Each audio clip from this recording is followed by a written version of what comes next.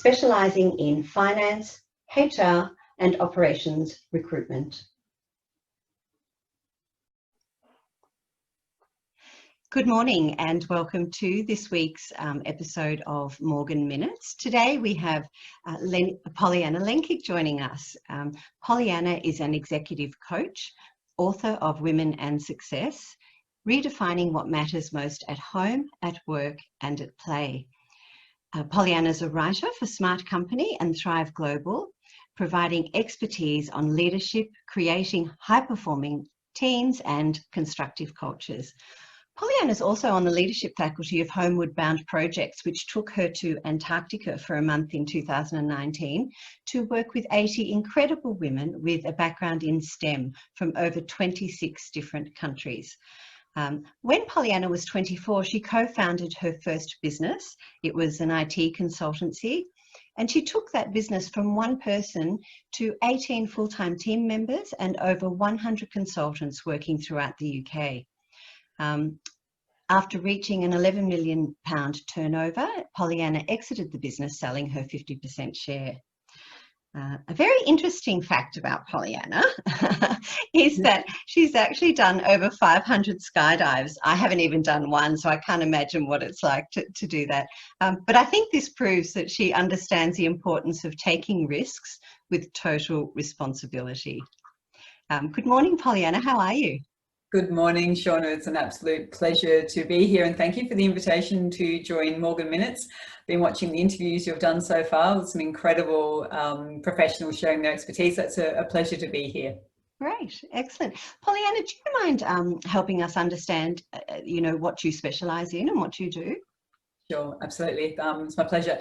Shauna, essentially I'm an executive coach, and I think that what I'm really incredibly committed to is helping organisations and leaders in organisations to create cultures where people want to go to. You want to get up in the morning and you want to go there every day, and you're able to be your best in environments where they can be their best. So creating those high performing cultures where you can be your best and the culture allows you to be. Yes, yeah, that's so important, isn't it? The culture surrounding teams and within teams. And tell me, have you been doing some interesting work through this current sort of very uncertain time, or unprecedented, all the words everyone's using at the moment, but it is hard for people at the moment. And have you been doing some interesting work during this period? I have. Look, I'm really fortunate, and I know that we've spoken before. I feel incredibly privileged to do the work that I'm doing with my clients. When COVID first hit in March, which seems like a very long time ago, all of us, especially for everybody in Australia, and as you know, I'm based in Melbourne, so we're still locked down here. But when it first hit, I noticed that people were obviously, in a bit of that shock denial, or some were accepting, thinking it wouldn't go on as long. But I found that was a time when people really needed support. So at that point in time, I opened up and contacted all my clients that I've worked with in the past and people in my network, and offered pro bono coaching and support, because just helping people get through that initial shockwave of COVID, I think, was really important. And what that allowed me to do was to understand a lot more about the challenges that people were facing individually, the challenges that was then translated to how teams and leadership of others, how that rippled on, and then of course what impact that had on the organisations. So the three key areas that I focus in with my clients is leading self, because we know that if you don't understand yourself and you can't lead yourself, then it's absolutely not possible to lead others effectively. I focus on helping organisations and leaders build their teams. And it's a very different proposition, leading a team to leading individuals. So I use a systems focus with regards to that. So what I'm finding, back to your question about what am I noticing, what work I'm doing. I'm launching a lot of virtual programs because, like I'm here in Melbourne, I'm working from home. And to be honest, that's not really new for me. The fact of doing it as much as I'm doing it 100% of the time, absolutely, that is new.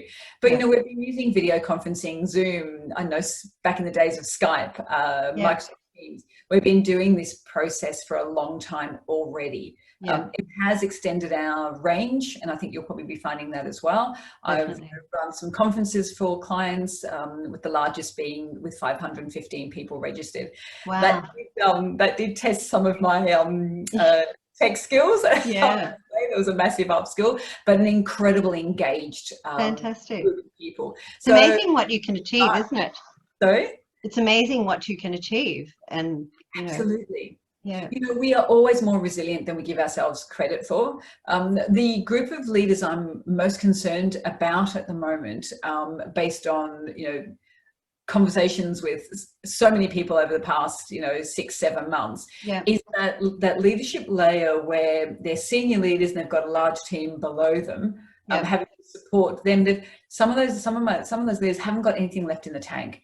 They're working so hard to support others, and then working extended long hours while they're managing up, delivering on strategic objectives.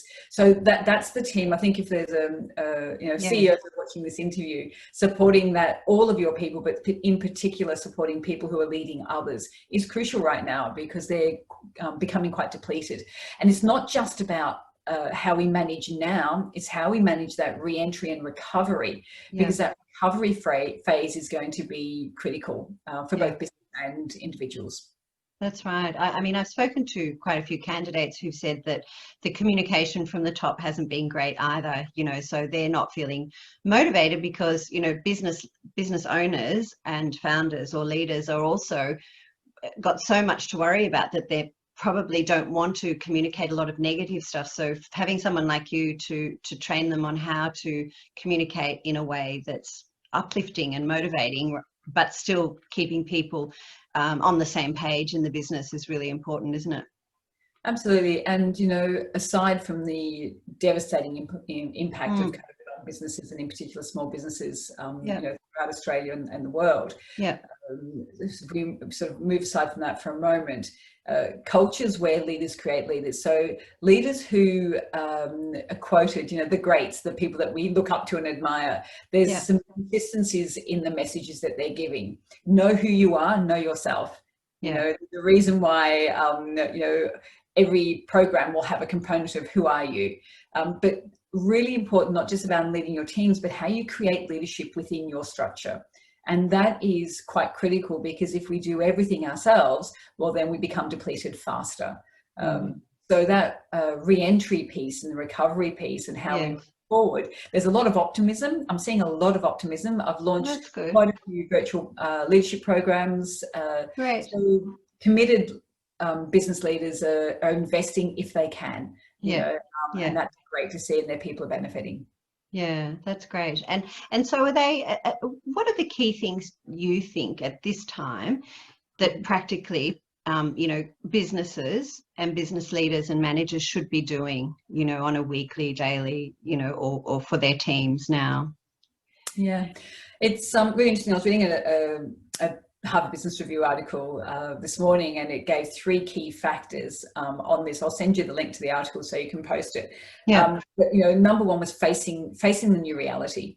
You know, so that recalibration piece again for yourself. What does this mean for me? Where am I right now? You know, do I have good routines and practices where I can look after my own health and well-being? Really important question to ask yourself. You know, make sure that when you go to bed at night, you've still got something in the tank, so that you're not depleting your resources every day, both emotionally and physically. How can focus on how can leaders tackle the recovery phase was the second piece. Really important, but doing that together. You know, one person doesn't have to have all the answers. You know, so how do you continue to build those skills and capabilities? And that's what I help my clients with. Create leadership within your team. And then getting through the recovery phase. You know, it's a little bit like, you know, you've just run your first marathon and you're really excited and you got through it, and you realize now you've got an ultra marathon in front of you. So that personal health and well-being phase is crucial, and it's not always easy to prioritize that. There are many businesses who are thriving at the moment in this climate. So where organizations are able to, they're investing in keeping that momentum going. There are also some organisations who, are struggling and have chosen to keep investing in their people, so that when we're back to, so they can fully function now, and not be exhausted when that next phase of, leading through the recovery phase happens. That's right, and we know from recruitment that good people are still hard to find. It doesn't matter what the economic climate is. If you have good people, the best thing is to try and hold on to them. And I think during this period, good leaders can really shine through, can't they? It's interesting you say that. I was speaking to some clients and just some people recently. I'm constantly interviewing former clients, current clients, people who are in leadership positions. And there's a consistency when I speak to, especially with HR professionals, around, the importance of looking after people now, because when COVID and all the restrictions end, there will be a massive influx or outflux, is that a word? People leaving organisations. So the organisations that aren't caring for their people will see a massive reduction in talented people staying with them. So not only is there an obligation for leaders to ensure that they have a process to support their people, and often that support externally has better, more impact. It's more impactful because you're not in the system, so you can view that system from externally and have conversations and create that psychological safety sometimes that can't be created from someone internal. And I'm not saying that it can't be created, it's just sometimes that external lens, it can be incredibly valuable. So I've spoken with a lot of people in my network who, some of them are biding their time until till COVID is over to find another organisation to work with, because of the demands being placed on them right now are not sustainable, they're not realistic. So, there's a business imperative going forward to make sure that you keep the talented people that you've already got, and a moral obligation, if you can, to make sure that you look after people that you have. That's right, and I can see when I'm speaking to candidates and headhunting that, the ones who are so loyal to the businesses who've looked after them, who've been honest and direct, and who've been very supportive of these people, they won't move. And they also, even if they have to move because the business is not doing well, they're reticent, but they still have respect for that brand. And that's really important in the market as well, isn't it? But they leave well, and they leave with a focus on succession planning. So when that business is able to hire again, they've got good processes, or they'll be able to reach out to the person who was formerly in that role. So having a more of a future focused, rather than this is just in front of me. Yes, we need to look at what's in front of us, and also bring our head up and look further afield. And I think that's really important.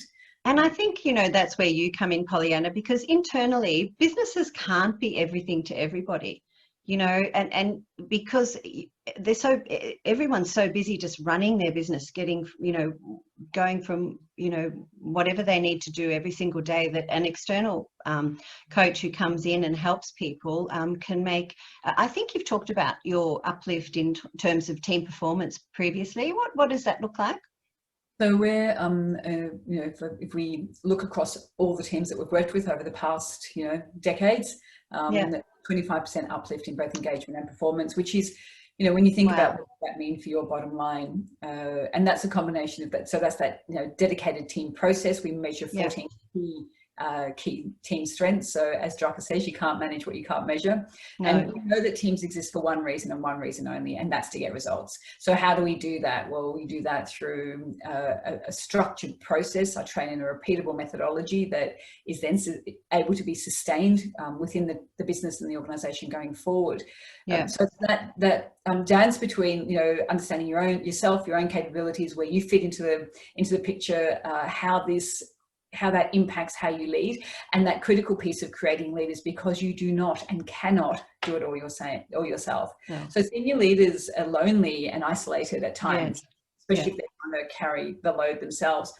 Beautiful, caring human beings who are pushing themselves, harder and faster than maybe they need to, because they've got great people in their team who are not having the opportunity to step up. And well-meaning, they don't want to put a pressure on. But Yeah. together, there's a reason that hashtag stronger together exists, is because we are stronger together.